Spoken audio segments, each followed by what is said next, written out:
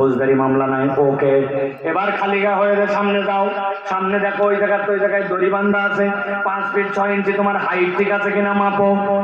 ওই বেটা 6 ফিট লম্বা, দড়ির নাক বাইরে গেছে, আর বলছে বাপ রে লম্বা, তুই নিচ দিয়ে যা। এবার বলছে খালি গা হইয়া শারীরিক ফিটনেস পরীক্ষা হবে, এখন তোমরা সবাই সামনের দিকে হাত দুটা সোজা করো। সেই বলছে সামনে হাত দুটা সোজা করো, হাত দুটা সামনের দিকে সোজা করছে ওই ছেলে। ডান হাতটা টনটনা সোজা, কিন্তু বাম হাতের মাথার 4 আঙ্গুল একটুখানি বাঁকা। যেই বেটা পরীক্ষা নিচ্ছে সে বলছে হাত সোজা করো, বাম হাত সোজা করো, বাম হাত বেঁকা কেন করো? বলছে স্যার আমার সব ঠিক আছে, খালি জন্মের থেকে 4টা আঙ্গুল একটু সোজা হয় না, এছাড়া কোনো প্রবলেম নাই। বুঝে থাকলে সাফাইল লোক একযোগে উত্তর দেন। 6 ফিট লম্বা, উভয়টাতে গোল্ডেন গ্লাস, বিরাট বড় ফৌজদারি মামলাহীন ব্যক্তিত্ব, দেখতে শুনতে হৃষ্টপুষ্ট, বুক নিঃশ্বাস নিলে 44 ইঞ্চি পর্যন্ত ফুলে যায়, কিন্তু বাম হাতের 4 আঙ্গুল একটুখানি ভাঁজ। এই লোকটাকে কি সেনাবাহিনীতে সুযোগ দিবে?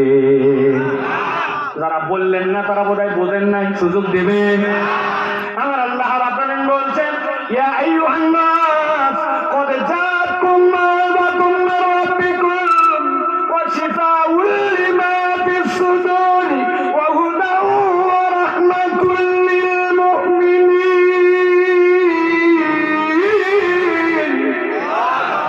এই দুনিয়ার মানুষ, আমি আল্লাহ রাব্বুল আলামিন ডাক দিয়ে বললাম এই কোরআন তোমার এমন প্রেসক্রিপশন, সব জায়গায় পরিবর্তন করবে না, করবে সব জায়গায় মৌলিক পরিবর্তন করবে, তোমাকে এমন নৈতিকতা সম্পন্ন মানুষ বানাবে, আদর্শিক মানুষ বানাবে, তোমার অন্তরকে বিশুদ্ধ বানাবে, তোমার আকীদাকে ঠিক করে দিবে। তোমার দুনিয়াতে টাকা কম থাকতে পারে, পাওয়ার কম থাকতে পারে, দেখতে অসুন্দর হতে পারো, আফ্রিকার গহীন কোন জঙ্গলে বাস করতে পারো, কিন্তু কোরআন তোমাকে এমন ফিটনেস দিবে আর কেউ দিতে পারে না। কোরআনের ফিটনেস দিয়ে জান্নাতে যাওয়া যায়, এছাড়া অন্য কোনো উপায় নাই। আল্লাহ বলছেন 3 নম্বর কি দিবে? 3 নম্বর হচ্ছে তোমার জন্য হুদা। সবাইকে একসাথে বলতে হবে, বললেই 30 সওয়াব। কোরআন হচ্ছে আপনার আমার জন্য কি? আরেকবার বলেন। পেছনের থেকে কোনো কথা বলে না, সামনের লোক থেকে কথা বলে। ওনারা কি আমাদের সাথে না আলাদা? সাথে না আলাদা? বলেন না কেন আপনারা? কোরআনের নাম কি? হুদা। মানে পথ প্রদর্শক, হুদা মানে গাইডেন্স। কিন্তু বুঝানোর সহজের জন্য বলতেছি, হুদা মানে হচ্ছে আপনার জন্য আলো, যেই আলো আপনার ভিতর ইনস্টল হয়ে যায়। আপনারা যারা এখানে আছেন, আমি একটা এক্সাম্পল দিব। ছোট থেকে বড় সকলে কোনোদিন জীবনে যদি খেয়াল করে থাকেন তাহলে কথা বলবেন। আপনি কোন একটা মহাসড়ক দিয়ে যাচ্ছেন, যাওয়ার পরে হঠাৎ করে ব্রিজের উপরে উঠেছেন, ডান পাশে বাম পাশে গোল গোল গোল গোল করে পুরাটা কলাম দেওয়া, ডান থেকে বাম থেকে কেউ যেন নেমে না যায়, পড়ে না যায়, এরকম করে আপনারা ছোট ছোট খুঁটি দিয়া ব্রিজের পাশ দিয়ে ব্রিজে ওঠার আগ দিয়ে রাস্তা বাউন্ডারি দেওয়া থাকে, দেখছেন? ওই রাস্তার যে ব্রিজের খুঁটি দেখবেন, ওই খুঁটির গায়ের মধ্যে লাল কালারের, হলুদ কালারের, সাদা কালারের অনেক সময় কি জানি লাগানো থাকে। দিনের বেলা কিছুই বোঝা যায় না, কিন্তু রাত্রেবেলা খালি ওইটার আলো পড়তে দেরি জল জল করে জ্বলে ওঠে, দেখছেন?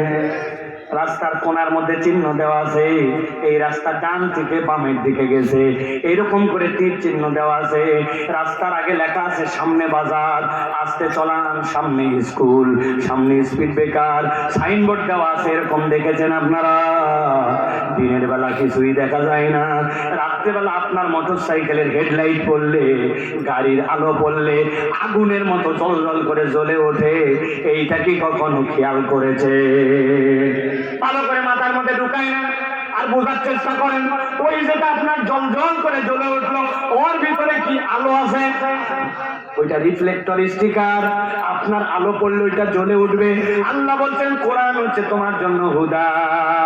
একবার যদি হৃদয় ইনস্টল করে নাও, কত দূর পর্যন্ত যেতে হবে কি তুমি দেখতে পারবা, কোন জায়গায় যায় তোমার চোখ নিচু হয়ে যাবে, তোমার কান কোন পর্যন্ত ব্যবহার হবে, জমির আল কোন পর্যন্ত কাটবা, কোন পুরুষের সাথে কথা বলবা, কোন পুরুষের সাথে কথা বলবা না, তোমার মোবাইল ব্যবহারের ক্ষেত্রে তোমার চোখ